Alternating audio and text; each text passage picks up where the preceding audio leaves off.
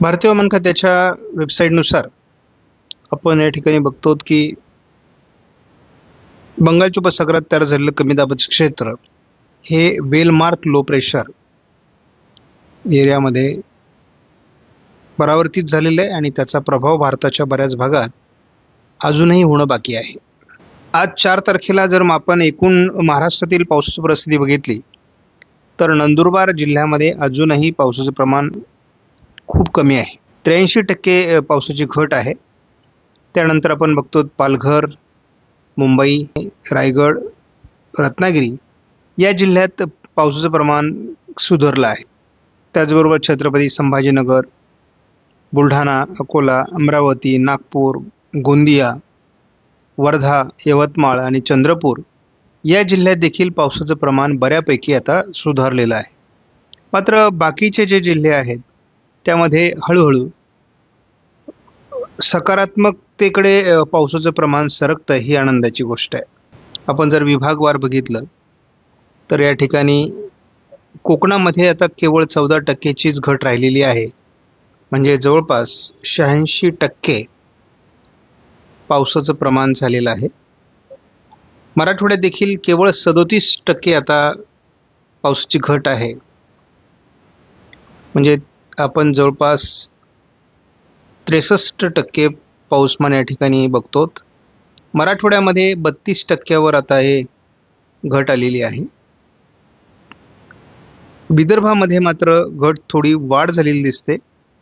यामध्ये 27%ची घट आहे. आणि एकूण जर आपण महाराष्ट्रातलं पावसाचं प्रमाण आज रोजी बघितलं तर ते 23%वर आलेलं आहे. म्हणजे 77% पाऊस हा महाराष्ट्रामध्ये आत्तापर्यंत झालेला आहे. आणि ही मोठी सुधारणा आहे, कारण सकाळी 71% आणि आता 77%पर्यंत आपण पोहोचलो आहोत. जसाही जुलै सुरू झाला तसं पावसाच्या प्रमाणामध्ये मोठी सुधारणा आपल्याला बघायला मिळाली. आज मान्सूनने काही विशेष प्रगती केलेली नाही आणि आता मान्सूनवर फार चर्चा करण्याची आवश्यकता देखील नाही. भारतामध्ये 4 तारखेला एकूण 27%पर्यंत पावसाचं प्रमाण वाढलेलं आहे.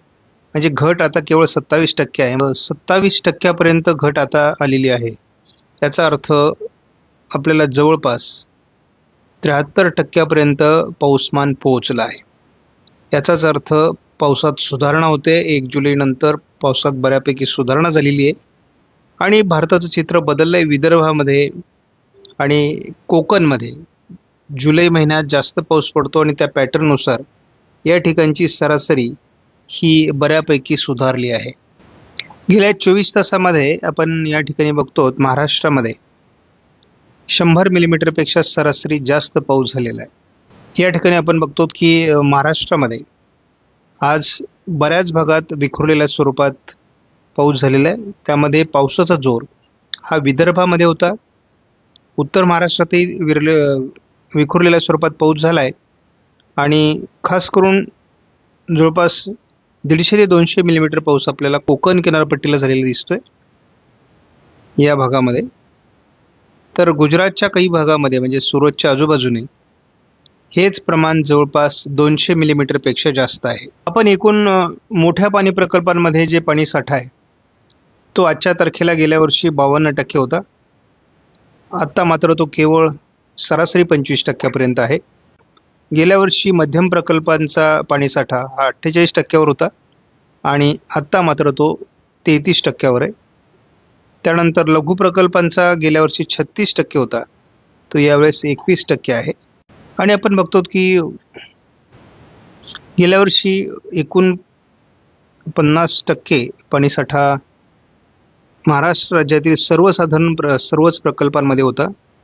सर्व धरणांचा एकत्रित हा दिलेला आहे आणि आत्ता मात्र तो केवळ 25% आहे.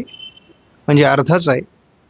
त्यामुळे एक लक्षात घ्या, अजून पाणीसाठ्या भरण्यामध्ये अपेक्षित पाऊस झालेला नाही. चालू आठवड्यामध्ये कमी दाबांच्या प्रभावामुळे महाराष्ट्रात विदर्भ आणि कोकण चांगल्या प्रकारचं पावसाळी वातावरण राहू शकतं आणि उत्तर महाराष्ट्रातही हे पावसाचं प्रमाण चांगलं असेल असा अंदाज आहे. GFS मॉडेल सध्या विदर्भामध्ये, संपूर्ण कोकणात, खास करून उत्तर कोकणामध्ये, पश्चिम महाराष्ट्र, मध्य महाराष्ट्रामध्ये, उत्तर महाराष्ट्रामध्ये, गुजरातमध्ये पावसाचं प्रमाण वाढण्याचे संकेत उद्या 5 तारखेला दिलेले आहेत. म्हणजे उद्या देखील काही ठिकाणी मोठ्या प्रमाणात पाऊस होऊ शकतो. मराठवाड्यामध्ये देखील पाऊस होऊ शकतो आणि पश्चिम महाराष्ट्रात उद्या GFS मॉडेलने पावसाचा अंदाज दिला आहे. हे पावसाचं प्रमाण थोडं मध्य प्रदेश, गुजरातकडे सरकण्याची शक्यता आहे. परंतु कोकण किनारपट्टीला, विदर्भात, मराठवाड्यात हा पावसाचा प्रभाव अजूनही कायम असल्याचं सांगण्यात आलंय. अरबी समुद्रात सरकत असलेलं हे वादळी वातावरण पुन्हा एकदा मागे फिरून उत्तर महाराष्ट्र, उत्तर कोकण आणि उत्तर मराठवाडा, विदर्भ या भागात परिणाम करू शकतं असा 7 तारखेचा अंदाज. मात्र दक्षिण मराठवाडा आणि पश्चिम महाराष्ट्रात त्याचा प्रभाव हा कमी असण्याची शक्यता आहे. ECMWF मॉडेलने सध्या विदर्भाच्या दिशेने कमी दाबाचं क्षेत्र पुढे सरकतंय असं दाखवलेलं आहे आणि त्याचा परिणाम आपल्याला विदर्भात जाणवू शकतो, कारण आता हे क्षेत्र थोडं भूभागावर सरकू लागलंय. त्याच वेळेस याचा परिणाम थोडा कोकण किनारपट्टीला झालेला आहे. त्यामुळे गुजरात आणि कोकण किनारपट्टी असं पावसाचं प्रमाण अजूनही उद्या 5 तारखेला राहण्याची शक्यता आहे. 6 तारखेला देखील कोकण, मध्य महाराष्ट्र, थोडंफार पश्चिम महाराष्ट्र, पूर्व विदर्भ असं पावसाळी प्रमाण राहण्याची शक्यता अजून कायम आहे. मात्र हे कमी दाबाचं क्षेत्र ओरिसा, छत्तीसगड, मध्य प्रदेश असं सरकेल असा एक प्राथमिक अंदाज आहे. आपल्या अंदाजानुसार हे कमी दाबाचं क्षेत्र मध्य प्रदेशवर जाते, परंतु अरबी समुद्रातून या दिशेने खेचले गेलेल्या वाऱ्यांमुळे उत्तर महाराष्ट्र, उत्तर कोकण, थोडंफार उत्तर मराठवाडा आणि विदर्भात पावसाचं प्रमाण राहील. मात्र मराठवाड्याचा दक्षिणी भाग, पश्चिम महाराष्ट्रात त्याचा प्रभाव कमी राहण्याची शक्यता आहे. त्यामुळे ही बाब सध्या लक्षात घ्या. परंतु एक गोष्ट ही लक्षात ठेवा की पावसाचा जुलैमधला पॅटर्न हा असाच असतो. साधारणपणे ऑगस्टमध्ये ज्या पद्धतीने कमी दाब तयार होतात बंगालच्या उपसागरामध्ये आणि ते बऱ्याचदा विशाखापट्टणम मार्गे महाराष्ट्रावर येतात. सध्या ही बंगालच्या उपसागराच्या उत्तरेला बनून भुवनेश्वर, मध्य प्रदेश, गुजरात हा असे सरकत असतात. ही बाब लक्षात ठेवा. कमी दाबाचं क्षेत्र भूभागावर सरकू लागलं आहे. मात्र हे कमी दाबाचं क्षेत्र भुवनेश्वर म्हणजेच ओरिसा, छत्तीसगड आणि मध्य प्रदेश असं सरकण्याचा प्राथमिक अंदाज आहे. जरी असं झालं तरी देखील या कमी दाबाच्या क्षेत्राकडे अरबी समुद्रातून मोठ्या प्रमाणात वारे खेचले जातील आणि या वाऱ्यांमुळे आपल्याला पश्चिमी वाऱ्यांचा वेग वाढलेला जाणवेल. मात्र हे वारे देखील बाष्पयुक्त असल्यामुळे काही विभागात ज्या ठिकाणी अधिक बाष्प असेल त्या ठिकाणी पाऊस देखील देऊ शकतील. मात्र काही विभागात सह्याद्रीच्या पर्वतरांगांवरून मोकळे होऊन आलेले ढग असल्यामुळे केवळ वारा आणि मोकळे ढग आपल्याला बघायला मिळतील आणि खास करून पर्जन्य छायेच्या प्रदेशात ही बाब आपल्याला अनुभवायला येऊ शकते.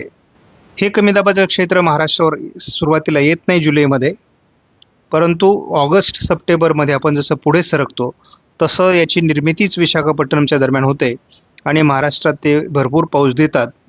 शिवाय IOD पॉझिटिव्ह असल्यामुळे म्हणजे स्पष्ट दिसतंय की IOD पॉझिटिव्ह होणार आहे आणि त्यामुळे परतीच्या पावसाच्या रूपात आपल्याला ऑगस्ट आणि सप्टेंबरमध्ये म्हणजे ऑगस्टचा उत्तरार्ध म्हणजे 15 ऑगस्ट नंतर आणि सप्टेंबर, ऑक्टोबरपर्यंत या कमी दाबांचा प्रभाव जाणवणार आहे. गरजेपुरता पाऊस नक्की होईल, पाणीसाठेही उपलब्ध होतील. फक्त वेळेला पाऊस न आल्यामुळे पिकांची मात्रा मात्र कमी राहण्याची शक्यता आहे. मॉडेलने दिलेल्या अंदाजानुसार सध्या पावसाचा एरिया हा आहे, ज्या एरियामध्ये पाऊस होण्याची शक्यता महाराष्ट्रामध्ये आहे. तर त्याचबरोबर थोड्याफार प्रमाणात याही भागात पाऊस असण्याची शक्यता आहे. हा भाग थोडा तुरळक पावसाचा असण्याची शक्यता आहे. पॅचेसमध्ये आपल्याला चांगल्या पद्धतीचा पाऊस सध्या महाराष्ट्रात होताना दिसतोय. छत्रपती संभाजीनगरच्या उत्तरेला किंवा अकोला, बुलढाण्यामध्ये आज विदर्भामध्ये देखील पावसाळी वातावरण तयार झालेलं होतं. आजच्या तुलनेत उद्या पावसाचं प्रमाण कोकण आणि काही भागामध्ये वाढण्याची शक्यता आहे उत्तर महाराष्ट्राच्या. या मॉडेलमध्ये आपण बघतो की बंगालच्या उपसागरात तयार झालेलं कमी दाबाचं क्षेत्र आता हळूहळू भूभागावर यायला लागलेलं आहे.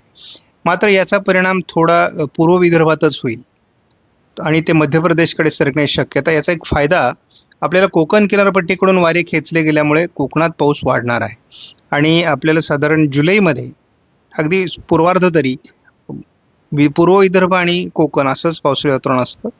इतरत्र हलक्या सरी होत असतात. उत्तर कोकणामध्ये म्हणजेच पालघर आणि नाशिकच्या ठाण्याच्या दरम्यान एक हलकी चक्राकार स्थिती तयार होते आणि यामुळे या भागात उद्या पावसाचं प्रमाण अधिक वाढण्याची शक्यता आहे. आपण एक दुसरी गोष्ट बघतोय की 6 तारखेला हे चक्राकार स्थितीचा प्रभाव हळूहळू महाराष्ट्राच्या अंतर्गत भागात सरकणार आहे आणि त्यामुळे नाशिक, छत्रपती संभाजीनगर, अहिल्यानगर अगदी जालन्यापर्यंत आणि इकडे पुणे, सातारा, कोल्हापूर पश्चिम भागामध्ये देखील पावसाचं प्रमाण वाढू शकतं. रायगड, रत्नागिरी, सिंधुदुर्गमध्ये आणि पालघर, मुंबई, ठाण्यामध्ये सुद्धा पावसाचं प्रमाण अधिक असणार आहे. मुंबई आणि उपनगरांमध्ये देखील पावसाचं प्रमाण उद्या आणि 6 तारखेला अधिक राहील. मात्र आपल्याला एक यामध्ये धोका असा झालेला आहे की जो कमी दाब बंगालच्या उपसागरात तयार झाला होता तो छत्तीसगडवरूनच मध्य प्रदेशकडे सरकतोय. आपण या ठिकाणी बघतो या पद्धतीने हा कमी दाब पुढे सरकलेला आहे. ओरिसा, छत्तीसगड, मध्य प्रदेश या कमी दाबाकडे ज्या जिल्ह्यातून वारे जाणार आहेत त्या ठिकाणी थोड्या प्रमाणात या ठिकाणी पाऊस होईल. 7 तारखेला बघतो की हा कमी दाब मध्य प्रदेश, राजस्थान, गुजरातकडे सरकतोय आणि जेव्हा अशा प्रकारचे कमी दाब जुलैमध्ये तयार होतात तेव्हा ते अशाच पद्धतीने जाण्याची शक्यता असते. मात्र आपल्याला अरबी समुद्रातून येणाऱ्या बाष्पयुक्त वाऱ्यांमुळे महाराष्ट्रात पाऊस वाढतो. त्यामुळे महाराष्ट्रात 7 तारखेला थोड्याफार प्रमाणात पावसाचे वातावरण राहील. आपल्याला पिण्याचं पाणी आणि जनावरांचा चारा यावर लक्ष केंद्रित करायचं आहे.